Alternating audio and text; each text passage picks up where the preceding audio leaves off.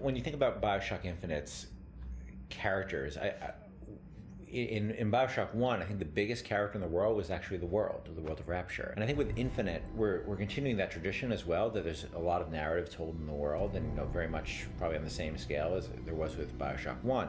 But we also saw an opportunity to bring the dynamic element of storytelling to the characters.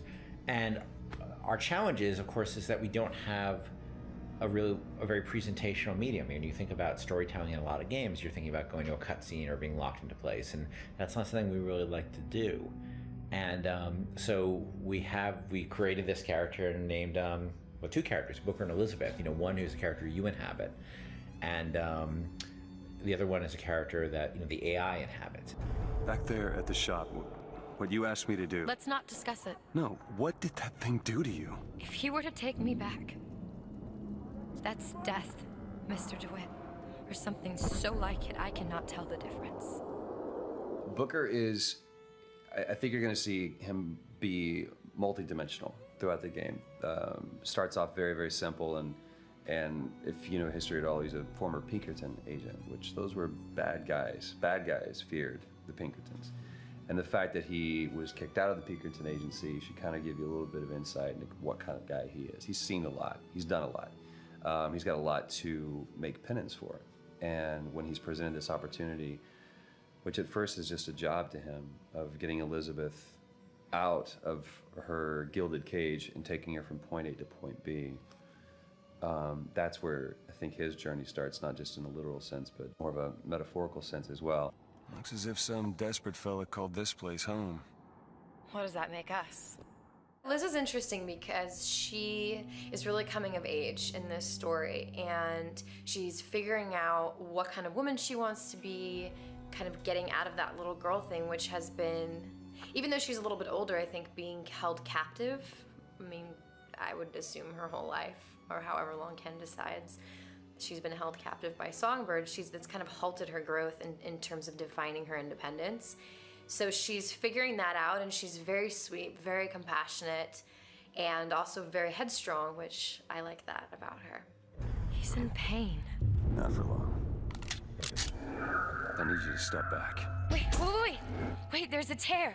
See, right here. Elizabeth, it's just an animal. I can control it this time. It is too powerful. You won't be able to stop it. I wasn't asking for permission.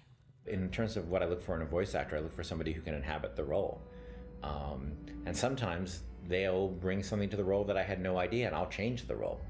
With both of them, I think I saw people who sort of inhabited the basics of what I saw in the character, but they were also very good at taking direction. They're very good at responding to feedback, and that's what I mean more. That it's less direction and more feedback, because a lot of times I don't even know what I want, and I'm just sort of saying, let's try in this area, and they're very open to that, and they're really generous in the process, and that's been incredibly helpful. I have an interesting relationship with the actors in the sense that I ideally would like to hire actors and bring them in and say, like, okay, I totally got this figured out, guys. This is just what here's your piece of paper, go do X, Y, and Z. And that's just not the case in this game, because we're doing something that we haven't really done before. So when we start sessions with them, I basically have a bunch of writing I've done and a bunch of sort of scenes we want to do. And sometimes those scenes end up, they're very prototypical of what we're actually going to end up with. And I basically try to be very honest with them and say, look, I don't really exactly know how we're going to get there. And we just sort of sit around and talk about it, and we record a lot of stuff. We keep the recordings going, we keep the camera going. The camera's on Courtney's face, so we can get emotional reference from her face as well as her voice. Elizabeth. Promise me. I will stop him. No. That is an oath you cannot keep. But promise me that if it comes to it, you will not let him take me back. It won't come to that. All right? The benefits of working with a voice actor directly is, that sort of interactive process. There's a sequence where Troy's berating Courtney to get a certain performance of a moment we needed. And that wasn't just Troy being an asshole. That was, you know, me asking Troy to help get Courtney to an emotional place. Whenever you're ready. Okay. Do you need something to build to it? I'm thinking, I'm not just ignoring. Help if he berated you a bit? A what? If he berated you a bit? Berated you? Yeah, sure. What, you know, like, what were you doing? What were you thinking? You're never gonna Fucking work. moron. You're gonna get us fucking killed. I like that. Keep going. Yeah, Troy, don't be afraid of it. No, I'm not. Really I'm go not. into her. Yeah. No, I just don't want you to stop Fucking child. Shut up! You know, it's a Glengarry Glen Ross beating up. Makes me so uncomfortable. Keep going. I don't care if you're uncomfortable or not. Pull it the fuck together. You've either got this or you don't. The fuck were you thinking?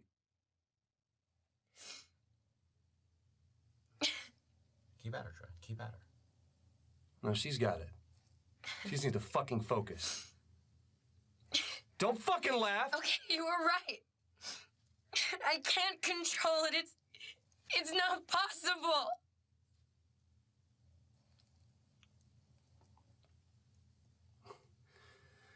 With what I've seen lately, I wouldn't put a nickel on what's possible. Now, come on. I think it's time we found Comstock, okay? Can we do it once more? Yeah, that's good. That's good. Will you yell, you fucking psychopath? Will you scream at me a little more? And then be nice? You know, to say, what's it like working with Kim Levine? And I always answer with, I don't know. I'll let you know. Because so far we're not working, we're playing. We're having fun. We're in a sandbox, you know? It's not work. It can be exhausting, but so can, you know, riding roller coasters all day. I kind of... Can we just try it? I know you don't want to. I want to see what you do with it. Oh, great. No pressure. Nope.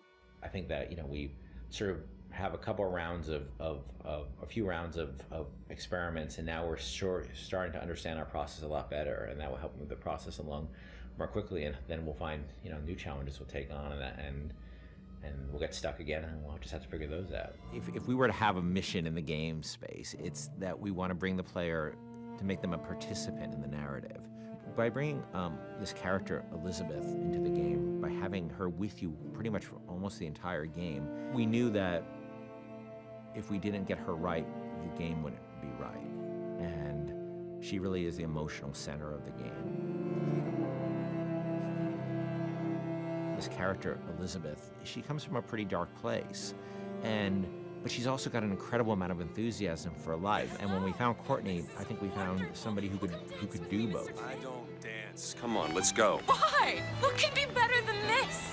It's so complex. I mean, you're talking about really trying to bring forth all the complexities of human nature that impact us, because you're having to use only your voice to convey your entire, you know, the character and what you're trying to portray. You have to put your entire body into it. So there are times when I'm doing voiceover work and I'm literally drenched in sweat because my body is working so hard. Hey! Knock it off! Stop it! Will you stop it? I'm not here to hurt you. Who are you? My name is DeWitt. I'm a friend. I come to get you out of Get here. away!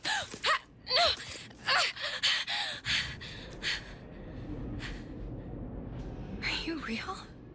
It's not these one-note emotions, and I think that's what was so important to us as a collaborative team, to be really putting forth a narrative that was strong and that was complex and that was, you know, reflective of how deep and the myriad of emotions that the human beings experience. She really had a sense of telling a story and having a conversation with no words. If you're watching a silent film, you understand what's going on and you don't need words. We saw her and Sean's like, by the way, this is the girl. I'm like, oh yeah, that's the girl, absolutely. I had to really rely on my imagination and rely on what I was being told by, you know, the director. Weird for me to see myself, like literally, like every movement that I did. Yeah. I mean, I see myself in it. I mean, it might not be my face, but the thing is she's actually in a world. When I did it, I was in like an empty room. Yeah. They put me out into this giant sort of basketball court, it looked like, with stuff taped out on the floor that was sort of like the imaginary, you know, world. She had to do a lot of physical things that I probably wouldn't do in my everyday life, you know, kicking some butt and, you know, with a bat and like beating the hell out of something. It just started to feel like it was my voice, you know, I just really started to connect with it physically, and this voice was all one. I don't understand. How could we get there? The incredible voice acting and the incredible motion capture acting was the most useful and inspiring element that we could have had for Elizabeth. Liz will follow you around the world, and if you decide that you don't want to go where she thought you were heading, she can handle that really, really cleverly. She will stop if you stop. She will keep running if you decide that you're not interested in what you're doing here. She will be by your side no matter what you end up doing. The moment you come up against a character who's just sort of standing there, or behaves robotically, or behaves in a way that is so alien to what you'd expect out of a human being, you just shut them off. And you just say, oh, they're just a video game character. I don't need to worry about feeling anything about them. And so we tried a lot of things. We tried to make Liz have emotions so that she can react to things in the world and things that you do. For example, we might say that Liz will feel comfortable leaning against this wall, but she'll do so with her arms crossed. And she'll do so with her back slightly turned towards you. And that difference of just a few degrees is enough to make the player feel that they're really in the doghouse. You're going to see her all over the place. You're going to see her on giant billboards in, you know, New York and LA, and you're going to see her on TV ads. I said, okay, well, if we're going to find a person to play Elizabeth, I think we already have that person. Еще один из самых первых вариантов Элизабет, я сказала, боже мой, это же я должна ее сделать. В один прекрасный день мне пришло сообщение на Facebook от Кена Левина о том, что у них есть ко мне предложение, от которого я не смогу отказаться, просьба связаться по электронной почте. И, соответственно, вокруг меня все суетились, чего-то хотели, потом сказали, так, все, начинаем работать, посадили меня на стул, сказали, просто сиди, смотри прямо в одну точку. И опять начали вокруг меня бегать, снимая с меня скан лица. Я думаю, ну ладно, что, окей, хорошо. Я с этим справлюсь, а потом меня вдруг начали мучить, говорить, смейся, плачь, делай одухотворенное лицо, делай удивленное лицо. And all of a sudden we found this great character who existed in the space between the real world and the world of BioShock Infinite. There was a moment where we had people coming up to us and saying, Liz is awesome. I have a story to tell you about. And it was, everybody had their own unique stories because she was just doing systemic things. They could do the same thing twice. I actually get people telling me things that there's no way I could know about. Like, say there's one of the combats kicking off and they're having this incredible moment where they're running around the place and smashing someone in the face and blowing someone else up with a shotgun, and they've suddenly, a huge big boss man comes up and they just go click. Oh no. And then suddenly from the side, Liz goes, Booker, over here. You press the button, she throws it, you grab it and just go boom, and they come up to me and go, and it was amazing. And I was like, yeah, me and Liz, we're gonna kick ass, nothing we can't do. That's right. Even if we just break that barrier sometimes, where people feel she's a friend or somebody going through this experience with them, then that would be very exciting for me. I really hope people fall in love with her. I fell in love with her. I forget she's not a real person sometimes, and I know Courtney really well, and I forget sometimes that that's Courtney's voice, and that's Heather's motion, and that's the team's other work, and she becomes a real person to me many times. And I think the reason we call her Liz internally is because she became a real person to us in a lot of ways. Elizabeth has been locked in her tower for however many years it was, and now instead she's going to be released from her secondary tower, which is our studio, and let loose in the world for real. And that's just an incredible feeling. Let's go! Come on, let's go! Come on, let's go right now! In BioShock, Tenenbaum, the character Tenenbaum, was sort of exploring the work that was going on in DNA at the time. You know, the work that Crick and Watson were doing. And she was building upon that, and that, you know, a very radical enhancement of that work was done by Tenenbaum and Sue Chong, and you get the world of plasmids that make the original BioShock. Elizabeth's not a scientist, but she has the ability to interact with the kind of science that was being done in this period, the kind of science that was being done by Einstein, the kind of science that was being done by Heisenberg. All this sort of the world of physics that's being explored, around the turn of the century, and how the science, in the same way Crick and Watson were opening our eyes up to what was inside of our body, these scientists, Einstein and Heisenberg and Max Planck, were opening our eyes to what existed around the universe. And everybody can see in the world of Columbia these tears that are windows into these worlds that Heisenberg and Einstein were starting to explain to us. Elizabeth can actually reach into those worlds and manipulate them. And that's what that's what you're seeing her do in the world. And that becomes this great game system we call the tears in BioShock Infinite, where you'll be in a space and you'll see a window where you see a skyline that doesn't exist in the Columbia that Booker is in. You'll see a turret maybe that doesn't exist in the Columbia that Booker exists in. You'll see a bunch of founders who might come in and help you fight the Vox Populi guys you're fighting, who doesn't exist in the version of Columbia that Booker is in. And Elizabeth is essentially saying to you is, I can bring one of these three in for you, Booker. Which one do you want me to bring in? And that's up to the player. I think I can help. Just tell me which one you want. That one! Now! We're gonna have all these tools that player has that the player can access via Elizabeth that is gonna make everybody's play experience different. And that's what we always want with BioShock. We want the way I play it, the way you play it, the way he plays it to be different. And that's Elizabeth's ability to manipulate terrorists is just another great way to do that. The city of Columbia was originally built as by the United States government in the 1890s as a sort of a floating World's Fair, something they could float from one corner of the earth to the other and demonstrate to the rest of the world the success of the American experiment. Think of the Statue of Liberty, but it can move around the world. And what happened was there was a power struggle within Columbia. And this fellow who you'll sort of start to get a sense of in this demo, named Comstock, came into power in the city. And he had a bit of a different view. He had a more, extreme view of what the mission of America and the world is. And there were some people in the city who didn't like that. And that group was the Vox Populi.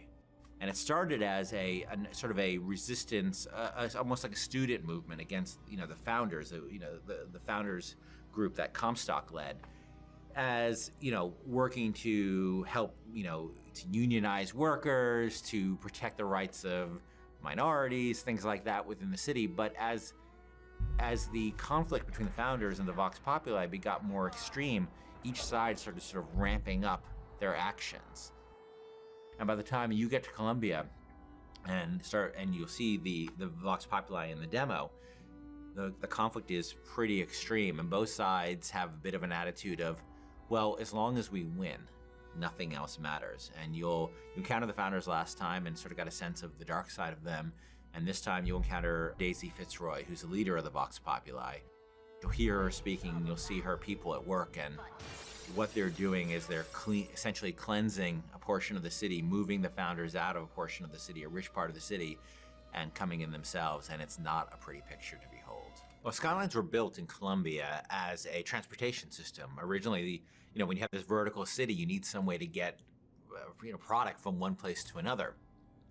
But what started happening along the way is, first this was kids, because it's always kids, right? Started figuring out a way to get these skyhooks that they could connect to the lines and sort of get from one place to the city and do these acrobatic feats on them.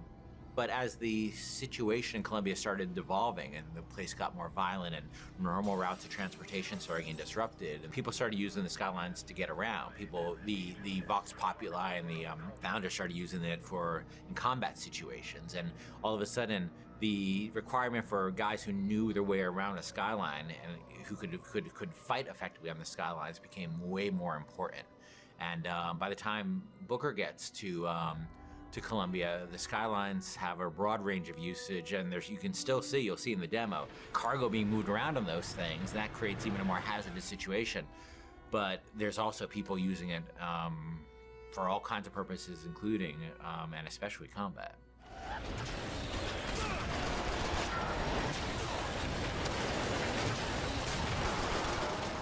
One of my big frustrations in working on BioShock 1 is we had the ocean, but it was really just a piece of art. We never really dealt with, you know, what it was like to fight at the bottom of the ocean in any meaningful way. And in Infinite, you know, we wanted you to be in the sky. We wanted the visuals, obviously, of that, which I think are really great. But we also wanted vertical combat. And we played around with lots of ideas for like using flight and stuff like that for a while. But in the end of the day, you know, to me, the experience of being on a plane versus the experience of being on a roller coaster is a very different experience.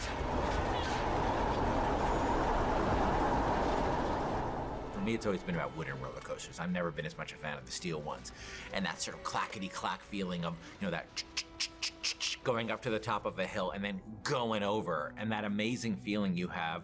And I really want to put that in a game. I want to get that feeling in the game. And then, of course, being a video game, I want to enhance that with combat. I want to be on one of those old wooden roller coasters that's stacked upon another wooden roller coaster in this city, and jumping from one to the other with weapons, with, you know, with people shooting at me. I just wanted to get that feeling. And, you know, this isn't a monorail. This isn't a people mover. This is something that is incredibly vertical. It's incredibly open-ended. And that's what BioShock games are about. They're about giving the player a ton of tools and a ton of options and just letting them go to town. The skyline! Follow me!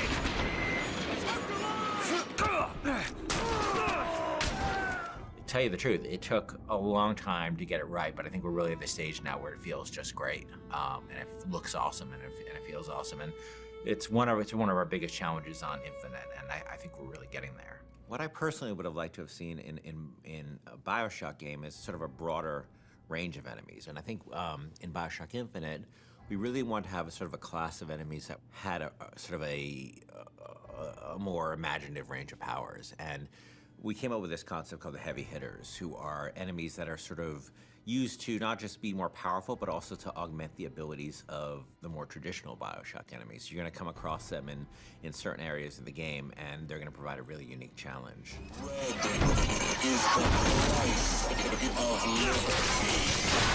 You know, we wanted an AI that really expressed sort of the very sort of clear system of beliefs the founders have, and a heavy hitter that would sort of represent that. And the Motorized Patriot is sort of the embodiment of that. And they came up with this idea of this creepily motorized, like Hall of Presidents animatronic George Washington. It was specifically the face, specifically this weird, like, porcelain child dolls, you know, poor rendering of George Washington. That kind of clinched it. Everybody saw it and said, okay, we can roll with that. It's one of those rare moments where you kind of all come together and you realize, okay, this is going to work. We're all on the same page here. Let's just move forward with what we got. I can use a turret! Booker, the gear! So the Motorized Patriot, a couple of things make him really special besides the aesthetic of him. One is that he's, unlike most of the enemies, he's completely fearless. He doesn't have a sense of self-preservation, so he'll just keep coming at you and coming at you and coming at you. You know, despite the fact that you face many different kinds of enemies in this game, you clearly can't reason with this one. He's just gonna keep coming forever, you know? He is sort of a clockwork Terminator. The other cool thing about him, he's got this Gatling gun called a pepper mill. But once you destroy the Patriot, Booker can actually go pick up the pepper mill and actually use it as a heavy weapon. And that's the only place he can get it, was from a destroyed Motorized Patriot. I mean, I also like that, you know, as he starts to take serious damage, his head he actually loses the Washington mask, and it reveals his sort of metal skeleton underneath. The thing I like most about this guy is that I think he's pretty readable as what he does. You know, he's a fairly simple guy. He's not a Swiss Army knife. He's a guy with a big gun, and I think that reads pretty well. He's got this incredible sense of heaviness. He's relentless, and just hearing sort of the things he's saying is both funny and kind of terrifying. But he's, you know, a deadly, deadly enemy. So the handyman, or the handymen, there's a bunch of them in the world, are they're sort of a tragic figure. And I don't want to go into a ton of detail about sort of how these guys got put in these metal bodies, but there's a certain sadness to who they are and how they got there. But I'd rather the gamers find that out in the course of the game. The term handyman comes from his giant porcelain hands that we created, and if you look at toys of that era, they do a lot of work on trying to make the porcelain dolls feel realistic with the way that they paint the hands and the faces, but they're not quite there. It's almost like the original incarnation of Uncanny Valley. And we went back and forth, and a lot of different designs. One with, you see, like exposed organs, but it was just too on-the-nose video game, with clothes, without clothes, with this head, with that head, until the one that we finally settled on, which is, you know, the exposed heart and the torn clothes and, you know, the bald sort of cut-up face.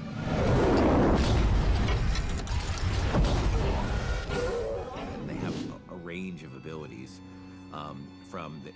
They can leap these great distances in the game, and you'll sometimes see them coming in from the sky and landing from a great height, and then they'll be bouncing around in this space. They're quite agile for their size and quite powerful. I think their coolest ability, though, is they can pick up AIs, like friends or foes, and they can toss them at people. And so I think that everybody around them finds them quite terrifying, including sometimes your enemies, because they just become tools of the handyman to get at Booker.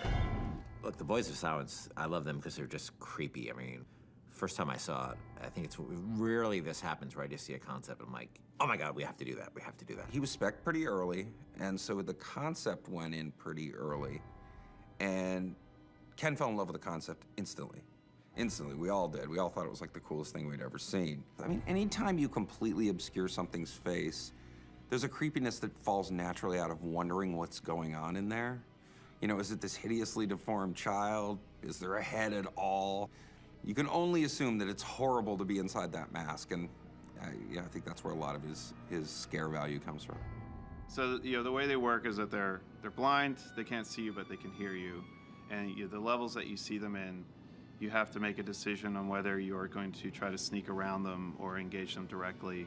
But if you anger them, they can call in backup. Their purpose in the world is that they're sort of, think of the cameras from BioShock 1, but think of them walking around and moving and looking for you. And I think he's gonna be scary in the game, and somebody the players are gonna love to meet but also hate to meet. So the Siren is sort of our nod to a major social movement at the turn of the century, which was there was a sense of the spiritual world. I don't mean like when you ask people like, oh, are you religious? They say, no, I'm spiritual. No, I mean people actually were talking about contacting the dead and speaking to the dead. The design for the Siren began very early on, and when we were first looking at these sort of heavy hitter classes and these very special enemy classes. So we started thinking about like the ghost of a performer that could be using her song to raise the dead. We started looking at the things that we could do with this kind of mystical, wavy and flowy type of woman who's floating around and raising people with her voice. So the Siren is an entity who's in contact with the other world and actually can bring Booker's enemies back to life to fight Booker once again. One of your challenges is going to be, who do I deal with? Do I deal with the Siren? Because if I kill her, then all the enemies that she brought back to life will also return to their graves. Or do I deal with the guys who are actually shooting at me? And I think that's one of the sort of real tensions that you have in battle.